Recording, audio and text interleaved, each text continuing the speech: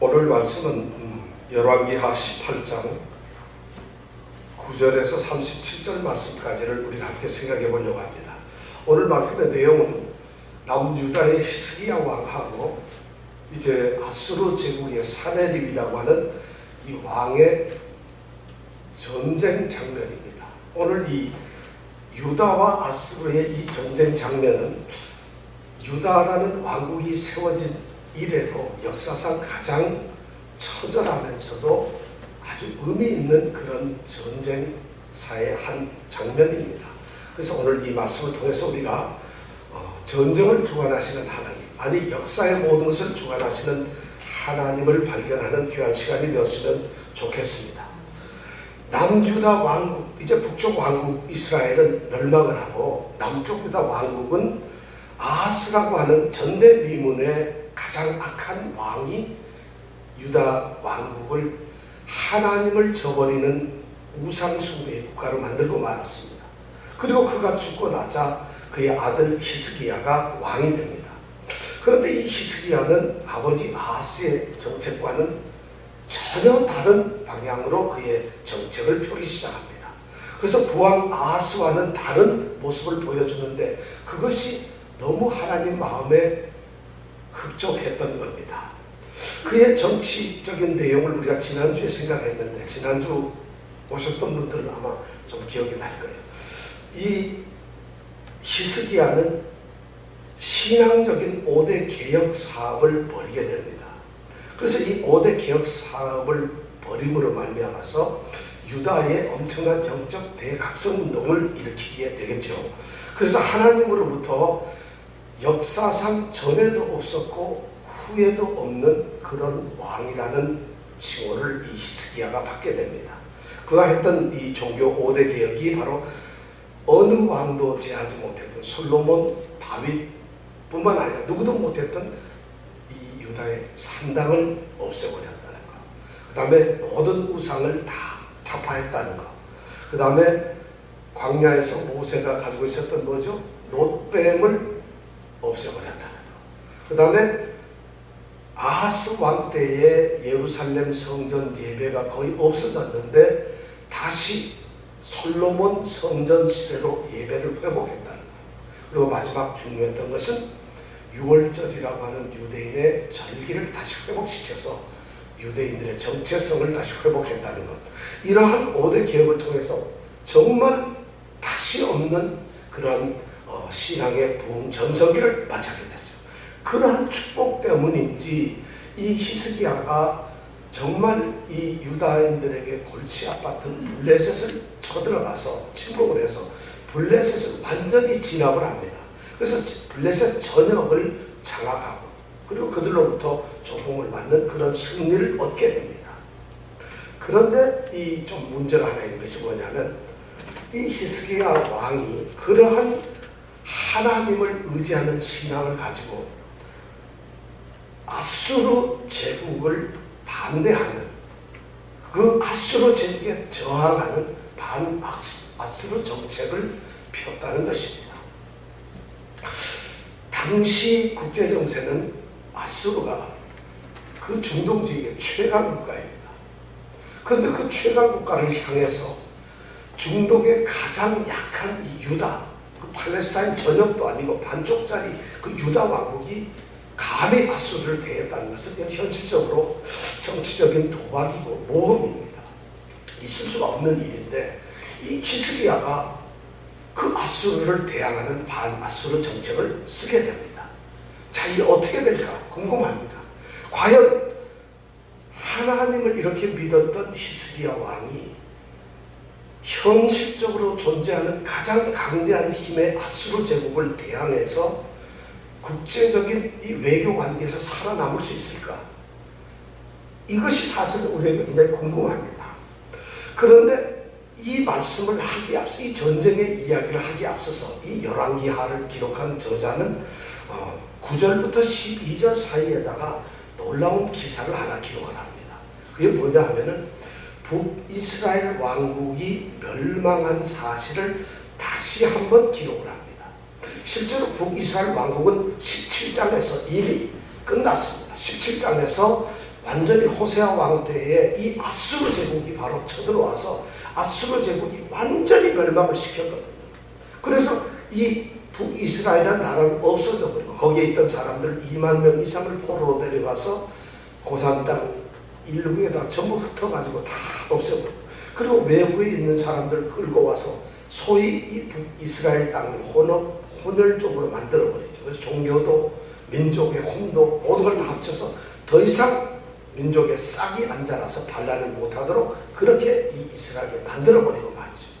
그 기사를 9절부터 12절까지 다시 한번 기록을 하고 있어요. 왜 이것을 기록하고 있을까? 아마 이런 의도를 가지고 있을 거예요. 지금 히스기야가 쓰고 있는 이 반아수르 정책이 지금 시기적으로, 이 시대적으로 이것이 맞는 정책이냐, 그 아수르에 대항했던 이 유다보다 더 센 이스라엘, 북이스라엘이 멸망을 했는데 과연 이 히스기야가 그런 아수르를 대적해서 살아남을 수 있을 것인가 하는 것을 우리에게 던져주고 있어요. 또 하나는, 자 그렇다면은 하나님을 그렇게 믿었던 북이스라엘은 물론 하나님을 믿지 않고 우상 숭배를 했는데 그 북이스라엘이 멸망했던 것과는 달리 남유다는 하나님을 섬기는 히스기야 왕이니까 과연 아수르와 대항해도 이길 수 있는 것이냐 하는 이 두 가지 문제를 우리에게 던져주고 있어요. 그래서 이 9절부터 12절 말씀을 기록을 하고 있습니다. 그러면서 거기에다가 또 우리에게 생각할 수 있는 말들을 또 언뜻 기록을 해줘서 12절에 보면은 왜 북이스라엘이 망했는가 하는 것을 기록을 하고 있습니다. 12절 한번 같이 읽어보겠습니다. 시작. 이는 저희가 그 하나님 여호와의 말씀을 준행치 아니하고 그 언약을 배반하고 여호와의 종 모세의 모든 명한 것을 거스려 듣지도 아니하며 행치도 아니하였습니다. 북이스라엘이 멸망했던 이유가 세 가지가 나와요. 우선 여호와의 말씀을 순종하지 않았어요. 여호와의 말씀을 따르지 않은 것이 첫 번째 이유고, 두 번째는 여호와와 이스라엘 백성 간에 맺었던 언약을 배반했다는 것이에요. 그리고 세 번째는 하나님께서 모세를 통해서 말하게 했던 그 율법과 규례를 이 사람들이 순종치 아니하고 어긋나게 그것을 순종치 아니했다는 거죠. 이것이 패망의 원인이라는 것으로 12절에 기록을 놓고 있습니다. 그러니까 이걸 기록해 놓으면서 지금 우리로 독자들로 하여금 과연 히스기야는 어떻게 될 것인가? 물론 유다 왕국은 어떤 왕은 하나님을 잘 섬겼지만 어떤 왕은 또 그러지 못했어요. 아하스 같은 경우는 너무 폐역한 왕이었죠. 그럼 이러한 상황에서 히스기야가 어떻게 될 것인가? 이스라엘처럼 멸망을 할까? 아니면 약소국 유다가 아수르와 싸워서 이기게 될까? 이것이 우리에게 굉장히 궁금해요.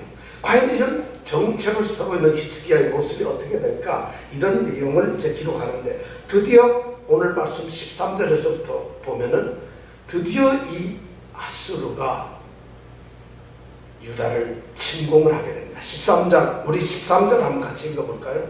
시작. 히스기야 왕 14년에 아수르 왕 사네립이 올라와서 유다 모든 견고한 성읍들을 쳐서 취하되, 히스기야 왕이 14년 되던 해에 이 아수르의 사네립 왕이 엄청난 대군을 이끌고 유다 땅을 침공하게 됩니다.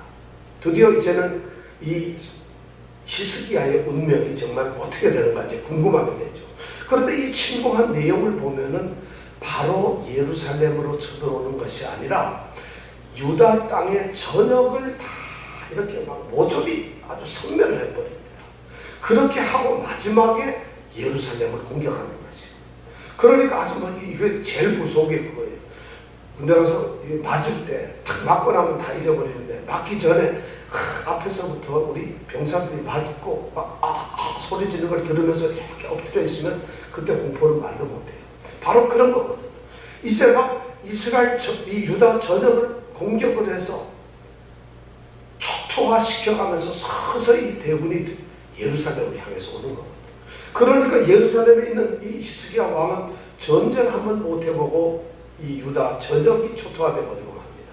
그 당시에 이 아수르 제국이 역사서가 있는데, 이 사네립 왕이 자기 전쟁 보고서를 쓴 글이 있는데, 거기에 보면은 유다 왕국에 좀 성같이 생긴 성 46개를 완전히 점령을 했다 그래요. 그러면 결국 제가 이 유다 왕국의 성을 이렇게 좀 조사해 보니까 성같이 이름 교수 남는 게 한 30개도 안 됩니다. 그러면 그거 외에도 더 없어졌어요. 그 다음에 성 주변에 있는 조그마한 촌락들까지도 다 없애버렸어요.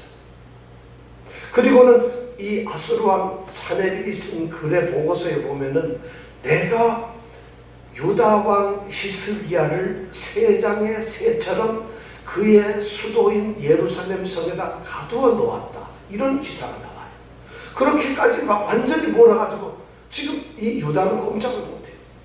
이 아수르가 사실은 왕이 고전에 사르곤 2세가 왕이었는데 죽게 되고 사네립이 왕이 되면서 이상하게 애굽하고 그 다음에 유다, 블레셋하고 그리고 저쪽에 있는 바벨론이 그전까지는 아수르한테 종노릇을 했는데 갑자기 반역을 한 거예요. 그러니까 이 사네립이 왕이 되어가지고 먼저 사네립은 우리 아수르는 제국이 여기입니다. 그러면 동쪽이 여러분 어디? 이쪽이 여러분 이쪽이 동쪽이에요. 이쪽? 좋았어. 그럼 이 아수르 제국이 있으면 아수르 제국 이쪽 밑에 보면 여기가 바벨론 제국이 있어요. 이 바벨론 제국을 완전히 여기가 반기를 드니까 이걸 딱 잡아가지고 이 왕을 없애버리고 다른 사람을 왕을 세웠다가 그 왕이 마음에 안 드니까 없앴던 왕 돌아오고 할 정도로 완전히 바벨론 제국을 점령을 했어요. 그리고는 다시 서쪽으로 와가지고 아람 제국은 이미 멸망했죠. 이스라엘 왕국도 멸망했죠. 북쪽 이스라엘. 이쪽에 두로 시돈 땅, 베니게 지방에 있는 두로 시돈 완전히 점령했어요. 그리고 남쪽으로 가가지고는 블레셋을 또 완전히 점령을 해버렸어요. 그리고 블레셋을 점령하는데 애굽이 그 밑에 있는데 이 애굽 이집트 제국이 올라와서 싸움을 하니까 이 블레셋 북부 지역에서 전투를 같이 하다가 여기도 해가지고 왕이 쫓겨가 버렸어요. 도망을 가서 죽을 뻔하다가. 그러니까 애굽으로부터 이쪽 전역이 완전히 지금 바벨론까지 아수르한테 전부 멸망을 한 거예요. 그리고 남아있는 게 바로 이 팔레스타인의 반쪽짜리 유다 왕국만 남아있는데 이 유다 왕국조차도 지금 완전히 초토화시켜버렸어요. 그러면서 하나 서서히 줄어가기 시작합니다. 그러면서 지금 어디에 있느냐? 이 사네립 왕이 라기스라고 하는 성에 지금 머물러 있어요. 라기스는 유다 왕국의 예루살렘에서 밑으로 이렇게 내려가면 이제 헤브론 쪽으로 내려가요. 헤브론 밑에 가면 뭐가 있다 했죠? 제일 남쪽에 있는 도시가 뭐? 단에서 부엘서가 바로 위에 헤브론이 있고 그 위에 라기스가 있는데 바로 이 라기스가 두 번째 큰 도시예요. 이 유다에. 그 성에서 지금 이 사네립이 주둔하고 약 50km 떨어진 예루살렘을 쳐들어가기 위해서 지금 준비를 하고 있는 이런 상황에 떨어졌어요. 그러니까 이 히스기야 왕은 예루살렘에 갇혀 있는 거죠. 그러니까 더 이상 도와줄 데도 없고 아무것도 없어요. 이럴 때 히스기야는 어떻게 해야 될까요? 네, 기도해야 될까요? 기도하면 하나님이 도와주실까? 저도 그랬으면 좋겠는데 14절에 한번 읽어볼까요? 시작. 유다왕 히스기야가 라기스로 보내어 아수르 왕에게 이르되. 자, 유다왕 히스기야가 라기스로 사신을 보내가지고 라기스에 있는 사네립 왕에게 뭐라 하는가 보세요. 시작. 내가 범죄하였나이다. 나를 떠나 돌아가소서. 왕이 내게 지은 것을 내가 당하리이다. 자, 이게 뭔 말이에요? 내가 죽을 죄를 졌습니다. 왕이 살려주세요. 왕이 시키는 대로 내가 뭐든지 하겠습니다 하고 지금 고백을 하는 거예요. 누가? 히스기야 왕. 이 하나님을 믿고 존경해 그런 이 히스기야 왕이 이렇게 아수르 왕한테 꼼짝을 못하는 거예요. 여러분들은 지금 우리는 이런 전쟁을 지금 기사로 읽으니까 재밌잖아요. 내가 죽는 것도 아니고 우리나라가 망하는 것도 아니니까. 그렇지만 누가 내 돈 10,000불 내가 빌려 쓴 게 있는데 갚으라고 만약 온다고 해보세요. 도망가야죠. 살 수가 없잖아. 지금 굉장히 위기예요. 지금 이 사람이. 그러니까 히스기야 왕이 너무 겁나니까 라기스에 있는 이 왕에게 가가지고 사네립한테 가서 살려주세요. 내가 죽을 죄를 졌다고 좀 비는 거예요. 그러니까 이 사네립 왕이 그 말을 딱 듣더니 그 사신한테 뭐라냐면 조건을 내요. 14절 조건을 보니까 왕이 은 300달란트와 금 30달란트를 이제 가지고 와라. 그걸 내가 받겠다. 은 300달란트 하면 여러분 얼마인지 모르죠. 톤수로 따지면 한 24,000돈 정도 됩니다. 그러면 2톤짜리 트럭을 가지고 12대가 움직여야 돼요. 2톤짜리 트럭 아시죠? 이병택 집사님 2톤 트럭이 얼마나 큰지 아시죠? 보통 한국에서 들이고 갔다 1톤인데 그거보다 조금 더 큰 게 2톤이에요. 그 차가 12대에 은을 가득 채우고 가는 것이 바로 은 3,000세기. 그 다음에 얼마? 네, 300달란트. 그 다음에 금 30달란트. 금 30달란트는 그 2대 정도. 2톤짜리 트럭 2대 정도예요. 그럼 금은을 그렇게 가져오라면 이걸 어떻게 가져가겠어요? 자, 그러니까 15절에 보니까 히스기야가 이에 여호와의 전과 왕궁 곳간의 은을 다 주었다. 여호와 성전에, 예루살렘 성전에 있는 하나님의 기물에 들어가 있는 은이고 금이고 그걸 다 줘버렸어. 그리고 자기 왕궁에 있는 창고에 있는 소위 전리품들 전부 다 줘버렸어. 그런데 그걸 세어 보니까 모자라더라. 그러니까 16절에 보니까 또 그때 유다 왕 히스기야가 여호와의 성전 문에 금, 그 다음에 자기가 기둥에다가 발라붙였던, 거기에다가 입혔던 금까지 벗겨내가지고 그걸 줬다. 누가? 히스기야가 누구한테 그랬죠? 자, 이거 완전히 그러니까 완전히 진짜 초토화되고 저 망신 이렇게 될 수가 없어요.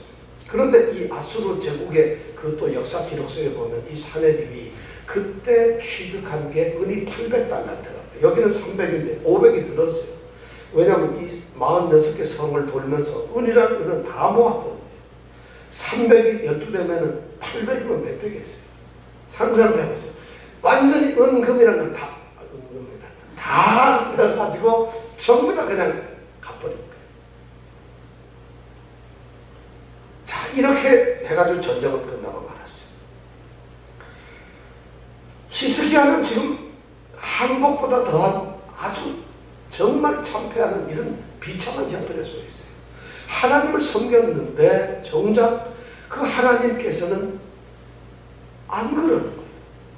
만약 여러분들 같으면 하나님을 잘 섬기는 성도가 하나님이 예를 들어서 이런 징계를 한다면 어떻게 되겠어요? 이 히스기야 왕에게 히스기야 왕이 좋아 하나님을 의지하기 때문에 신뢰하기 때문에 아수르를 대항할 수 있어요. 그러면 하나님께서는 아수르와 유다 관계를 어떻게 하셔야 될까요? 여러분 생각은 어떻게 하면 좋겠어요? 아수르를 물리쳐 이기게? 이건 말도 안 되죠. 아무리 하나님이라도 그건 좀 안 될 것 같아요. 그럼 어떻게 해야 될까요? 최소한 아수르를 갖다가 겁을 주든지 협박을 해가지고 유다와 좀 잘 지내게. 동네에 좀 이뻐하는 동생도 있잖아요. 그러니까 아수르가 유다한테만큼은 친절하게 이렇게 만들어 놓는 것이 하나님이 하셔야 될 방법 아니겠어요? 그런데 하나님이 그렇게 안 하시고 사내립으로 하여금 공격을 하게 해가지고 완전히 있는 거 쪽박까지 다 쳐가지고 가져가고 완전 쫄딱 망하게 돼요. 이것이 바로 전쟁의 발단입니다. 왜 이렇게 하나님은 하셨을까? 저는 이 성경을 보면서 우리에게도 이런 시련이 있어요. 사실은 우리가 예수를 믿고 신앙생활하는 것, 신앙생활하는 것 자체가 이 땅에서 우리가 부자가 되는 것도 아니고 명예를 얻는 것도 아니고 그다음 우리가 능력을 가져서 대단한 천재가 되는 것도 아니고 엄청난 우리가 지위나 명예를 갖는 것도 아닙니다. 신앙생활은 그저 신앙의 생활일 뿐이에요. 근데 뭐 교회에서는 예수 믿으면 뭐든지 다 될 것 같이 얘기하는데 신약 성경에 와서 예수님을 따랐던 제자들 중에 번듯하게 뭐 성공해가지고 장관자리 한 사람 아무도 없어요. 전부 선교지에 가가지고 진짜 허벌지게 터지고 그냥 죽을 하다가 결국 십자가 달려 죽고 전부 감옥살이하고 이랬다. 예수를 제일 잘 믿는 그 제자들이 다 그렇게 살았다. 아니 예수님 자신이 지난주에 얘기했죠. 태어날 때서부터 죽을 때까지 전부 박해의 연장이었잖아요. 그것이 예수님의 삶이었어요. 근데 예수님 믿으면 어떻게 해? 예수님은 고생했지만 우리는 잘 살아? 믿으면? 그런 논리를 어떻게 펴는지 모르겠어요. 이 히스기야가 바로 그런 형편에 지금 있다는 거예요. 여러분 그럼 예수 믿어야 돼요? 안 믿어야 돼요? 이런데 예수님 믿어가지고 예수 믿으면 모든 것이 지금 히스기야 마음이 평안하겠어요? 그런데 우리가 예수 믿으면 하나님이 주시는 평강 때문에 마음이 편안합니다. 여러분 편안하세요? 한번 편안하시고 웃어보세요. 이게 몇 사람이 웃는데 실제로 이게 쉽지가 않아요. 지금 그런 일이 지금 일어나고 있다는 거죠. 그러니까 히스기야는 지금 아주 많이 참담해요. 히스기야가 만약 그날 기도를 했다면 이럴 거예요. 하나님 나 잡아 잡수시오. 마음대로 가서 이게 뭐 하는 짓입니까? 하나님 도대체 이게 왜 이러십니까? 내가 하나님 우리 아버지하고 내가 얼마나 달라요? 하나님 내가 솔로몬보다 낫죠.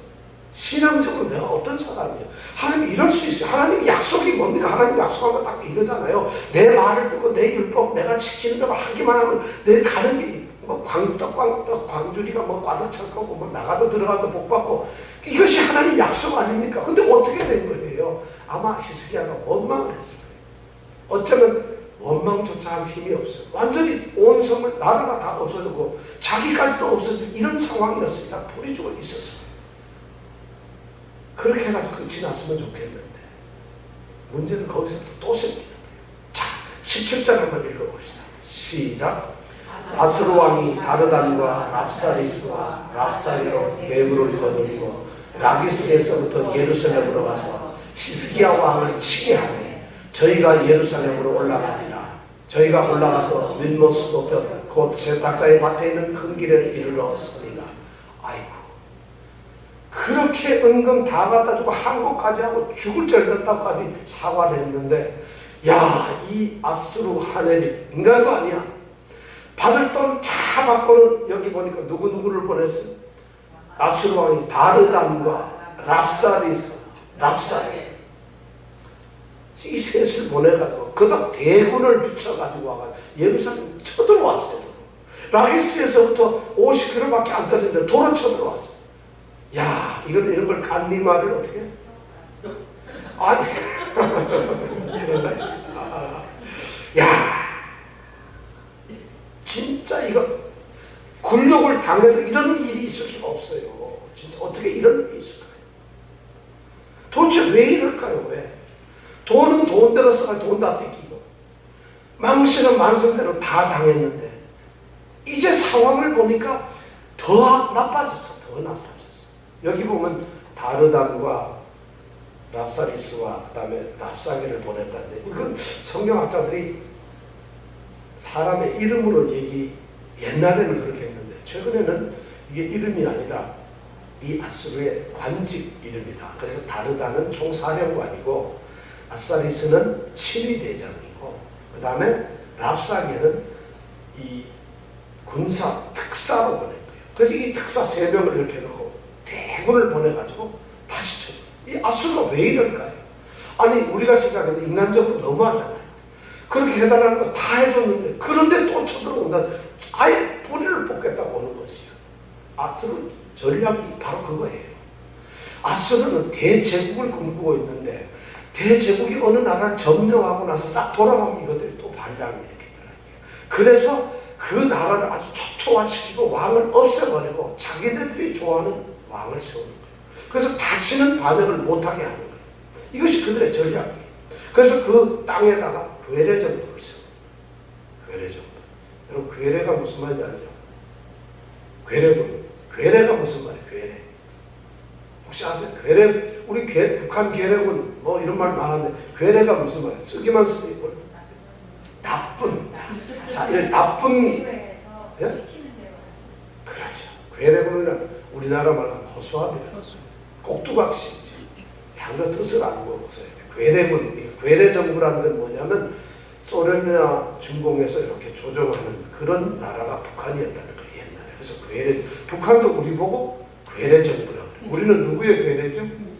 미국의 괴뢰. 쟤네들은 그래서 괴뢰정부, 서로가 괴뢰군, 괴뢰정부 그랬는데 괴뢰라는 건 허수아비, 꼭두각시 이런 말인데 바로 이 아수르가 유다 왕을 없애버리고 그런 괴뢰정부를 세우려는 목적이었어요. 그러니까 없애야 되죠. 그런데 전쟁하기엔 이거 뭐 가만 놔두면 없어지는 나라잖아요. 사마리아 성이 3년 만에 망했지만 예루살렘도 포위하고 그 밖에서 군대가 싸움 안 하고 야영만 하고 3년만 있으면 예루살렘 성은 멸망합니다. 물 공급 안 해주고 전기수도 다 끊고 이러면 먹을 거 없으면 죽지 뭐 어떡하겠어요.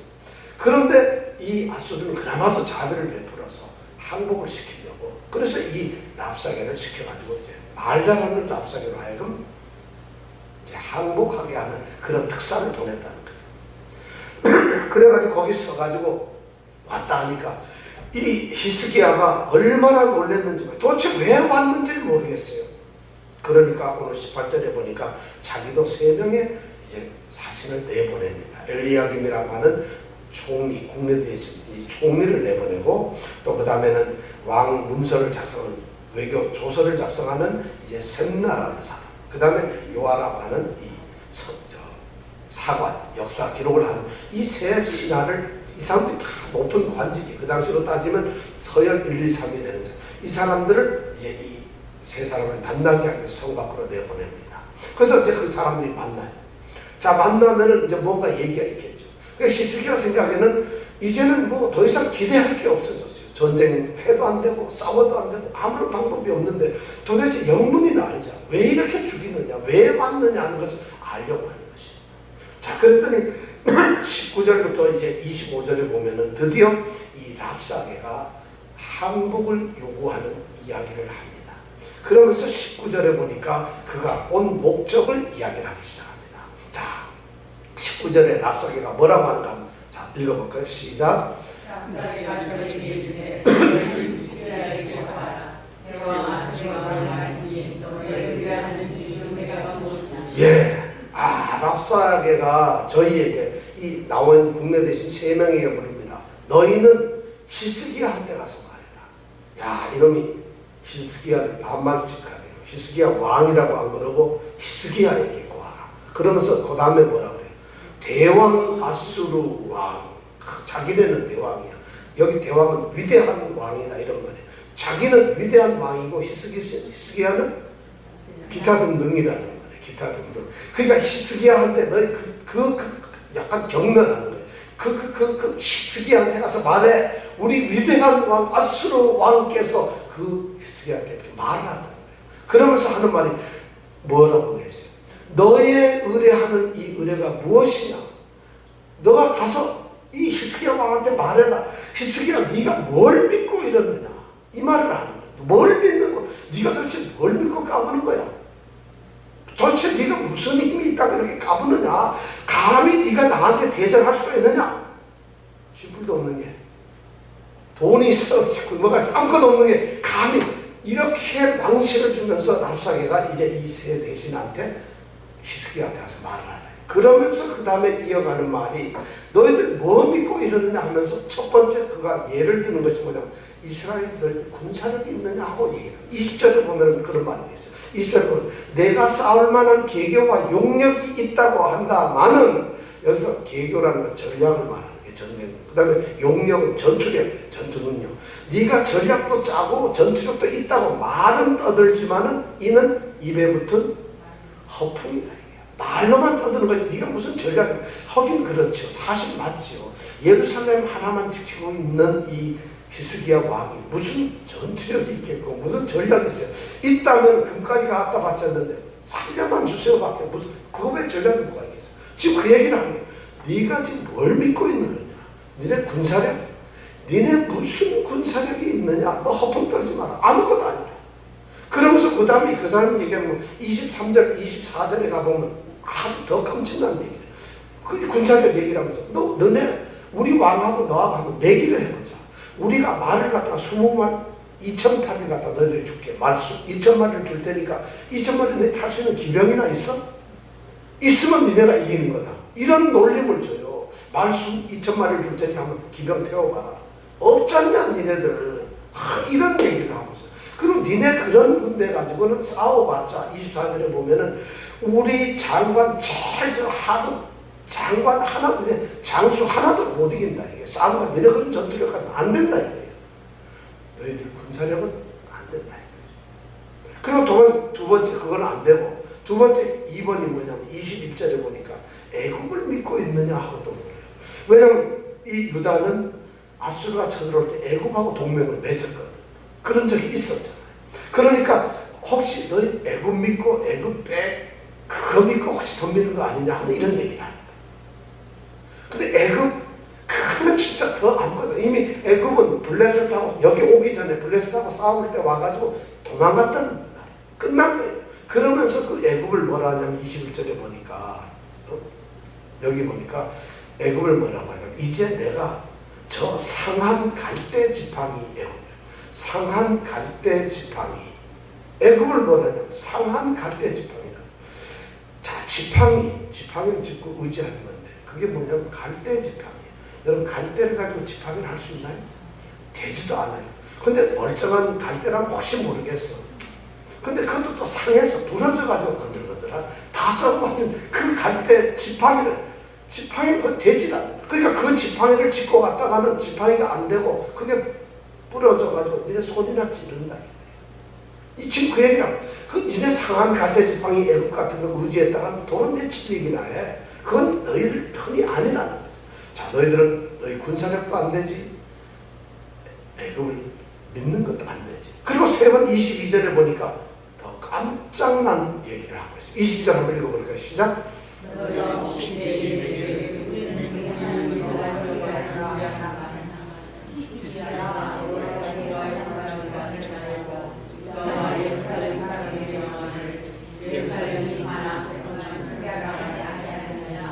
예, 너희들이 히스기야 왕이 너희 보고 여호와를 의지해라 이렇게 말을 하지 않느냐.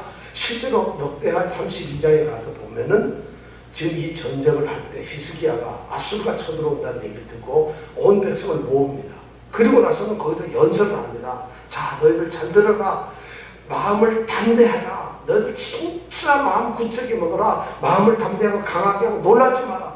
우리와 함께하는 자가 저들이 함께하는 자보다 더 강하다. 우리가 강한 누굴 갖고 함께해? 우리는 그러니까 저들이 한 것보다 더 강하다. 우리와 함께하는 자는 누구냐? 저들이 함께한 자는 육신의 팔이지만은 우리와 함께한 자는 우리 여호와 하나님이시다. 그러니까 안심하라. 이러면서 백성들을 갖다가 다 이렇게 안심을 시켰어요. 그런데 백성들이 뭐라고 그랬겠어요? 할렐루야, 아멘 이러고 나서 조대가 주여 이러고 나서 다 집에 가서 편안히 있는 거예요. 자, 그런데 이 랍사게가 딱 여호와를 믿는다고 웃기는 소리 하지 마라. 여호와를 믿는다니. 여호와도 소용없다. 야, 너희들 히스기야 잘 봐라. 이 히스기야가 이 랍사게라는 사람은 전쟁이 확실히 대단한 사람, 상대를 아는 거예요. 이 히스기야 왕에 대해서 연구를 했어요. 그러니까 이 유다 왕국과 유다에서 일어난 일들이 아주 정통한 사람이에요, 외교적으로. 그러니까 이 랍사게가 딱 하는 얘기가 뭐냐면 히스기야 그 사람 왕 돼가지고 한 게 뭐냐? 여호와의 산당, 여호와에게 제사를 드리는 백성들이 제사 드리는 그 산당을 전부 없애버리지 않았느냐? 여호와께 제사 드리는 산당을 없앤 그 자가 어떻게 여호와를 위하는 자냐? 그 자가 한 게 뭐야? 종교의 자유와 권리를 없앤 자 아니냐? 백성들이 그렇게 하나님 여호와를 믿기를 원했던, 제사를 지냈던 그 산당을 없앴는데 그 히스기야가 어떻게 하나님을 위하는 자냐? 근데 그런 자가 여호와를 의지하는 게 말이 되느냐? 그 하나님이 믿겠느냐? 랍사게는 조금은 아는데 조금은 틀려요. 이 산당은 여호와를 섬기는 곳이 아니죠. 그러나 실제로 백성들이 들을 때는 어떻게 해요? 아마 산당을 없앴을 때 마음 한쪽에서 좀 쓰렸던 사람이 있을 거예요. 산당에서 참 이렇게 보초 몇 명 세워놓고 제사 드릴 때마다 돈 뜯던 친구도 있었을 거고 별 사람이 다 있었을 텐데 산당을 통해서 뭔가 재미가 있었던 사람은 그것이 싫었을 거라는 거예요. 그런데 이 랍사게가 그렇게 얘기하면 솔깃하지 않겠습니까? 이 산당은 우리가 1년, 2년 했던 게 아니라 솔로몬 때, 다윗 때서부터 물경 300~400년 동안 우리가 해왔던 건데 그걸 히스기야가 여호와 이름이라고 산당을 없애버렸는데 그럼 백성들의 이 민속적인 이 신앙의 권리는 어떻게 되는 거냐? 그러면서 25절에 보니까 뭐라고 하느냐? 오히려 이러한 행동 때문에 25절 한번 읽어볼까요? 같이 한번 시작. 내가 어찌 여호와의 뜻이 아니고야 이제 이것을 멸하러 올라왔겠느냐? 여호와께서 전에 내게 이르시기를 이 땅으로 올라가서 쳐서 멸하라 하였느니라. 와, 엄청난 얘기. 여호와께서 나한테 전에 말을 했다. 말할 리가 없죠. 이건 지금 뭐냐면 그렇게 행하는 히스기야를 향해서 하나님이 진노하신다. 그래서 아수르 우리를 통해서 잘못한 히스기야를 좀 멸하기 위해서 우리를 보냈다는 거예요. 맞아요, 틀려요. 이 사탄들은 전략이 굉장히 좋아요. 우리가 생각하는 것 이상입니다. 교묘하게 우리로 하여금 우리의 신앙을 이렇게 흔들어 놓습니다. 우리는 이것이 진짜다, 이것이 과연 순수하다고 하는 신앙인 줄 알았는데 그 사탄의 얘기 들어보면 너무 맞는 것 같아요. 꽁도 먹고 알도 먹을 수 있는 이런 제안을 사탄은 합니다. 도랑도 치우고 가재도 잡는 이런 제안을 누가 한다고? 사탄이 한다는 거예요. 그런데 실제로 하나님의 일 중에서 일석이조라는 게 별로 없어요. 하나님은 콩 심은 데는 그렇죠. 팥 심은 데는 판나는 게 고난 중에 기쁨이 있는 거예요. 하나님은 다. 그런데 사탄은 절대 그래요. 하나님의 능력은 짧아서 안 되고 우리는 콩 심은 데 콩도 나고 팥도 난다. 이렇게 얘기를 하는 거예요. 그러니까 뭔가 유익이 더 있는 것처럼 사탄은 우리에게 유혹을 하는 거예요. 그러니까 기복신앙에 빠진 사람들이 대다수가 잘못되는 것이 바로 그런 거예요.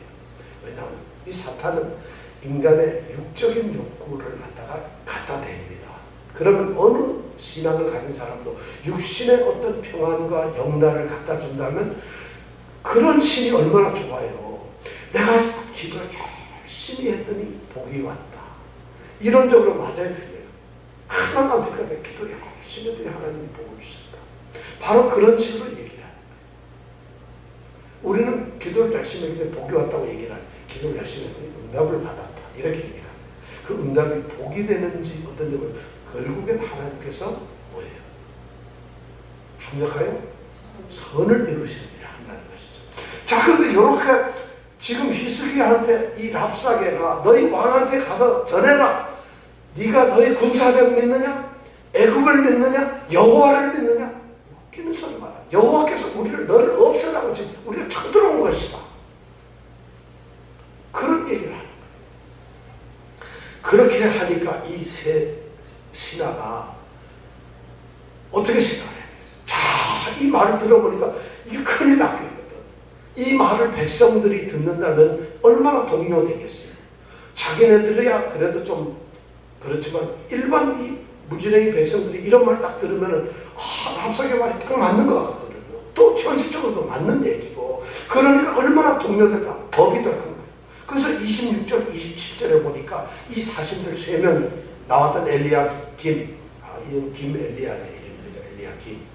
이름 엘리야는 이름 함부로 쓰면 안 되겠어요. 엘리야김. 이 셋이 뭐라 하냐면 잠깐 랍사게, 미스터 랍사게, 그러지 말게요. 당신이 지금 떠드는 건 좋은데 제발 히브리 말, 유다 말로 하지 말라. 제발 니네 나라 이 아람 말로 좀 해달라는 거예요.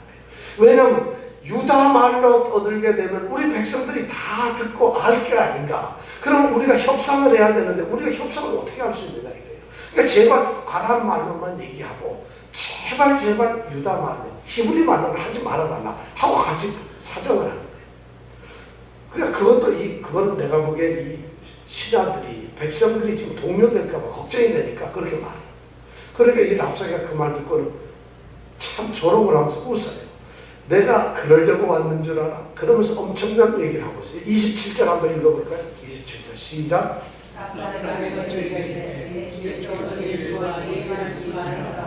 그래서 내 주께서 너하고 니한테만 얘기하라고 했느냐? 그 다음에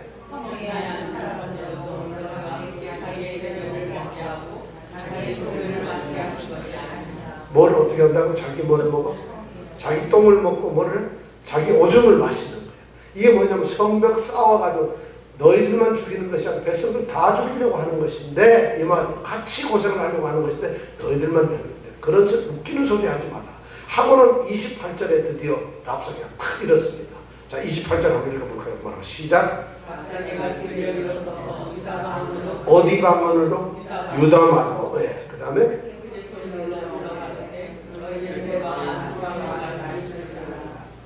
드디어 이 랍사게가 지금까지는 그 세 신하고만 살살살살 얘기하다가 드디어 발떡 일어서더니 이젠 내놓고 오늘은 이 유다 사람들이 들을 수 있는 유다만 성벽에서 이렇게 몰래 지켜보고 있는 사람들이 있었겠지, 그죠? 그러니까 그 백성들을 향해서 소리를 지르면서 이제 드디어 본격적으로 얘기를 항복하라고 얘기합니다. 그 항복하라는 얘기의 내용이 뭐냐면 30절에 보니까 딱 2가지예요. 히스기야한테 속지 마라. 히스기야 이거 거짓말, 사기꾼이에요. 거짓말쟁이 히스기야한테 속지 마라. 뿐만 아니라 히스기야가 말하는 여호와를 의지하라. 여호와를 여기에도 믿지 마라. 여호와도 믿지 마라. 이 두 가지 얘기야. 히스기야도 믿어서는 안 되지만 히스기야가 구원할 수 있을 것이냐? 절대 못 구한다. 여호와 구한다? 여호와도 절대 믿지 마라. 여호와가 이 상황을 구해줄 수가 없다.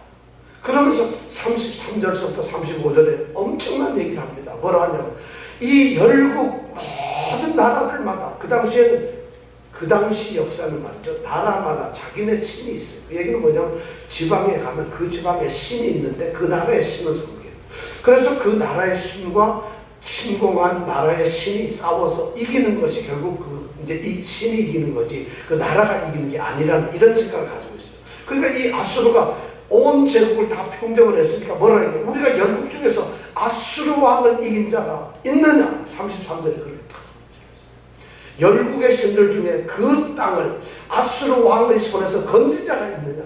누가 아수르 왕에게 이긴 자가 있느냐? 어느 신이 누가 이겼냐? 그러면서 35절에 보니까 엄청난 얘기를 하죠. 시작. 열국의 모든 신 중에 누가 그 땅을 내세서 거느리기에 여호와가 여호와가 내 손에서 능히 어떻게 건질 수 있겠느냐? 열국 왕들이 다 망했는데 여호와도 믿지 말고 히스기야도 믿지 마라. 엄청난 얘기를 지금 던지는 거예요. 누가? 이 랍사게가 백성들을 향해서. 백성들은 지금 막 동요되겠죠. 들어보니까 맞는 말이에요. 자기네들이 소문 뭐 뉴욕타임즈 이런 건 안 받겠지만 소문을 듣고 인근 모든 나라가 지금 다 졌다는 걸 알거든요. 그리고 온 나라가 지금 다 망했고 예루살렘 성만 남았는데 그것도 왕이 얼마 전에 막 성전에 막 껍데기까지 다 뺏겨가지고 다 갖다 준 걸 알거든요. 백성들은. 그런데 싸워가지고 이긴다는 게 이게 말이 되겠어요? 여호와만 의지해라. 히스기야 왕이 백성을 불러 모아놓고 그렇게 막 간절하게 얘기했어요. 그때 아멘하고 갔지만은 그래도 이게 아닌 거지. 아멘은 무슨 아멘이야. 야, 애들이랑 도망가야지. 여기 딱 적혀서 성문만 늘려봐라. 도망간다. 뭐 아마 이랬을 가능성이 제가 보기엔 많아요. 그런데 이 랍사게가 엄청난 31절에서 32절에 보면은 달콤한 얘기를 해요. 너희들이 항복하고 나오기만 하면 절대 너희들 죽이지 않겠다. 너희들 포도도 감람나무도 무화과나무도 너희들 샘물 우물물도 그대로 먹게 해주겠다. 항복만 하면 너희들 절대 안 건드린다는 거예요. 그럼 백성들이 그 말 들었을 때 어떻게 했어요? 히스기야를 따르겠어요? 여러분 이 랍사게를 따르겠어요? 안 죽이겠다는데 아니 우리 싫어요 하면 싸움하는 순간 끝인데 절대 안 죽이겠다는 거예요. 너희들 다 우물을 마실 수 있어. 포도도 무화과도 다 먹을 수 있다. 절대 건드리지 않고 선대해 주겠다. 그리고 더 중요한 것은 너희를 다른 지방으로 옮겨서 거기 가면 똑같이 먹을 게 있고 땅도 풍요롭고 거기는 다 좋은데 거기서 너희를 살게 해주겠다. 이게 바로 아수르의 소위 이민족 정책입니다. 어느 걸 점령하면 거기 사람을 끌어다가 이쪽에다 놓고 이쪽 사람을 끌어다 거기 넣어서 거기 혼합을 시켜버립니다. 그래서 종교도 합쳐지고 인종도 합쳐지고 문화도 합쳐져서 잡탕 국가가 서로 되게 만드는 것이죠. 그러면 이 나라의 정체성은 없어지는 거죠. 북이스라엘 10지파가 그렇게 없어져 버렸어요. 르벤 지파, 므낫세 지파, 하다못해 요셉 지파 아무도 없어져 버렸어요. 오늘날 요셉 지파 찾으라면 못 찾습니다. 이스라엘에서. 왜냐하면 유대인들이 흩어져가지고 이게 지금 몇백 년 지나 오늘날 르벤 지파 있냐면 누가 르벤 지파인지 아무도 모르고 다 흩어져 없어지고 말았어요. 오늘날 남아있는 유대인 지파는 뭐만 있다고요? 베냐민하고 유다 지파밖에, 유다 왕국 지파밖에 없어요. 이것이 이스라엘 민족의 역사, 유대 민족 역사의 지금 이렇게 흩어가지고 북이스라엘이 다 이렇게 합쳐 아수르가 망하다 보니까 아수르가 포로 데려다가 다 흩어버리고 이쪽에는 이국을 이쪽 북이스라엘 땅에다 사마리아 성에다 넣고 거기다 풀어가지고 자기 신 섬기게 하고 서로 결혼하게 하고 하니까 소위 정통성 있는 이 10지파는 없어지고 말았다는 거죠. 이런 역사가 있는데 바로 지금 이 랍사게가 그 얘기를 하는 거예요. 너희를 다른 지방에 데려가서 거기서 먹고 먹을 수 있도록 충분히 해주겠다는 거죠. 여기서 중요한 얘기가 나옵니다. 자, 여호와를 의뢰하지 마라. 여호와를 믿지 마라. 또 하나는 뭐냐면 여호와의 약속의 땅을 떠나라는 거죠. 이 땅은 유대인들이 지금 살고 있는 유다인이 살고 있는 이 땅은 하나님이 약속한 언약의 땅입니다. 이스라엘 백성들에게 내 백성에게 주시기 위해서 애굽에서 이끌어내서 광야 40년을 거쳐서 그들에게 약속하셨던, 그들 대대로 살 수 있었던 소위 상징적 약속의 땅입니다. 그 약속의 땅이 아니라 이 아수르는 새로운 새 땅의 약속을 그들에게 지금 하고 있는 거예요. 다른 땅을 줄 테니까 거기 가서 살라는 거예요. 이것이 바로 신앙적으로 굉장히 중요한 도전을 주고 있는 거예요. 오늘 성도들에게도 똑같습니다. 하나님을 믿고 하나님의 사랑, 하나님의 나라의 하나님의 백성으로 사는 것이 아니라 또 다른 약속 세계를 너에게 주면서 여기서 살아라. 똑같이 돈 벌 수 있고, 똑같이 성공할 수 있고, 똑같이 자녀들 잘 될 수 있고, 똑같이 사업이 잘 될 수 있고, 똑같이 건강할 수 있고, 똑같이 사는 남들하고 다를 게 없다. 하나님을 섬기면 너희들 망하지 않느냐. 이 약속의 땅을, 새로운 언약의 땅을 사탄은 제공하고 있다는 거지. 지금 아수가 그걸 하고 있어. 백성들이 당황되겠죠. 어떻게 하죠? 하나님의 약속의 땅을 떠나라니. 우리도 사실은 신앙생활 하면서 그런 걸 많이 느낍니다. 하나님은 어디 계십니까? 훌륭한 신학자들도, 목사님, 저도 가끔가다 너가 막 힘들 때 하나님 왜 이런, 우리는 하나님의 뜻을 다 모르니까요. 왜 이런 일이 우리에게 일어나야 하는지. 참 그런 것이, 제가 뉴욕에 온 지 이제 10년 넘었고 우리 교회가 10년 넘었는데 그 많은 교회에서 일어나는 일들 보면서 그런 경우를 저도 너무 많이 느껴요. 왜 이런 일이 일어나는가? 왜 이래야 돼? 하나님께서 무슨 뜻으로 이렇게 하시는가? 왜 우리가 그렇게 간절히 기도했던 우리 사랑하는 형제 자매들은 하나님이 데려가시는가? 왜 우리가 그렇게 간절히 빌고 하나님께 깨닫고 하나님께 매어 달렸던 일들이 이루어지지 않았을까? 그럼 하나님은 역사하지 않는 건가? 하나님은 우리의 기도를 안 들으시는 건가? 우리의 믿음이 연약한 것인가? 우리가 간절하지 못했던 것인가? 이런 갈등들이 너무 많아요. 그럴 때 누군가 와가지고 새 땅의 언약을 던진다면, 다른 땅에 가면, 다른 지방에 간다. 너희들이 하나님이 아니라도 하나님 의뢰하지 말고 다른 것을 한다면 될 수 있지 않겠느냐? 다른 방법이 있지 않겠느냐? 그거 아니고 다른 어떤 걸 하게 되면 조금만 섞어가지고 좀 다르게 하면 너희들 하나님도 기쁘고 사람도 기쁜 일이 있지 않겠느냐는 것이죠. 근데 하나님도 기쁘고 사람도 기쁜 일이라면은 이거 굉장히 하나님께도 물어봐야 되고 사람께도 물어봐야 되는데 그런 일이 드물잖아요, 사실은.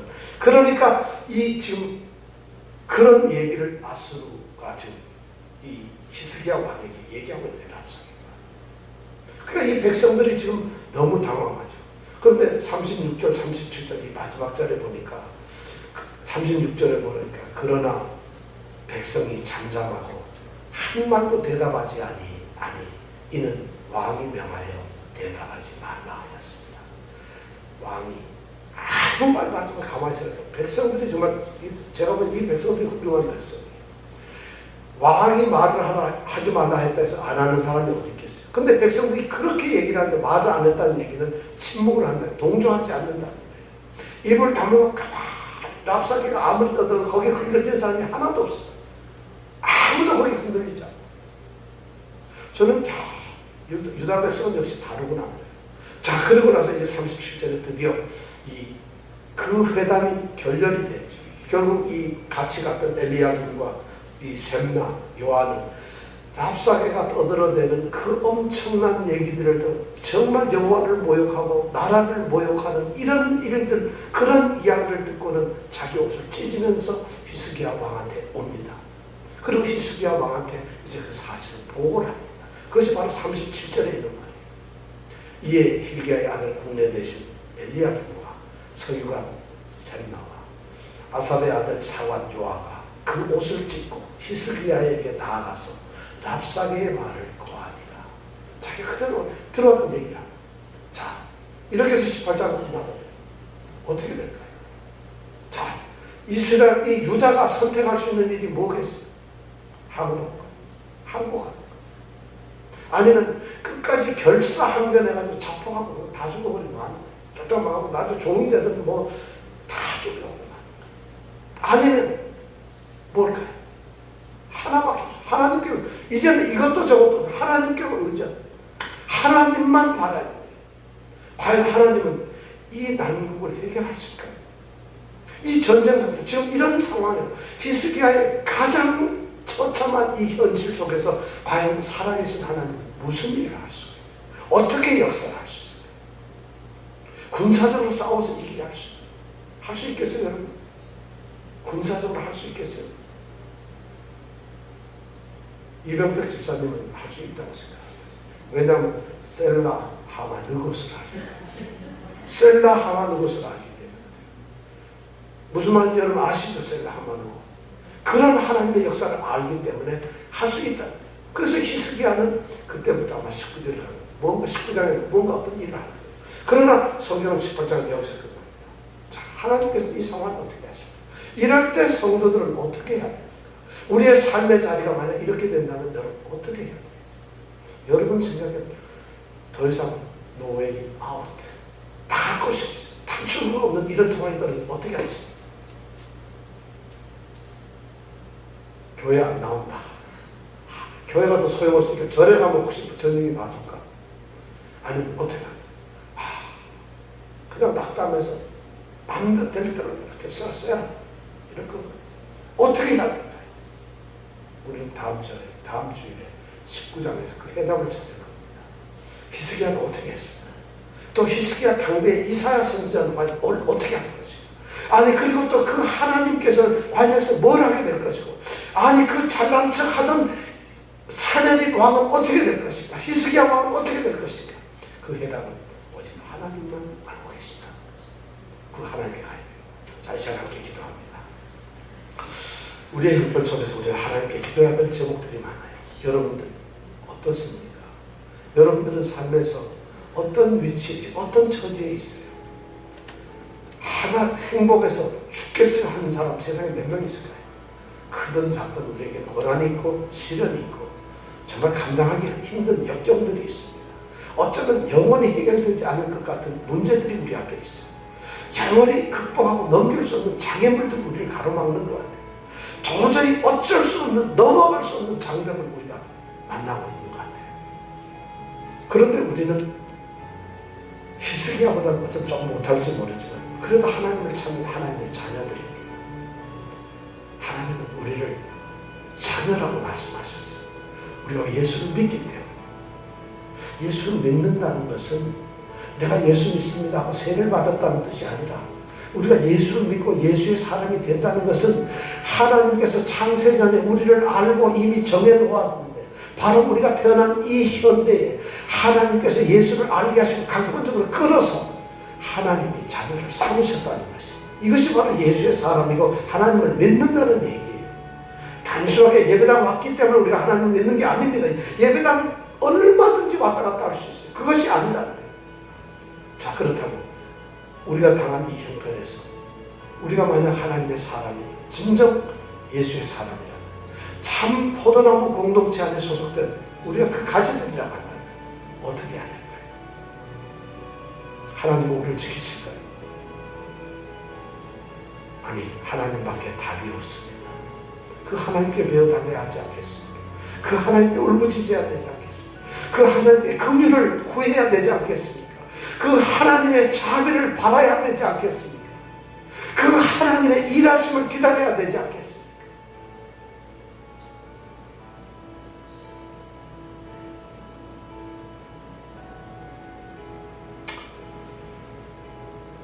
홍해 앞바다에 앉던 모세와 백성들의 심정이 그랬을 거예요. 요단강 앞에 세워졌던 여호수아와 이스라엘 백성들이 그랬을 겁니다. 그러나 하나님께서 일을 하셨거든요. 이 시간 우리가 하나님께 기도하겠습니다.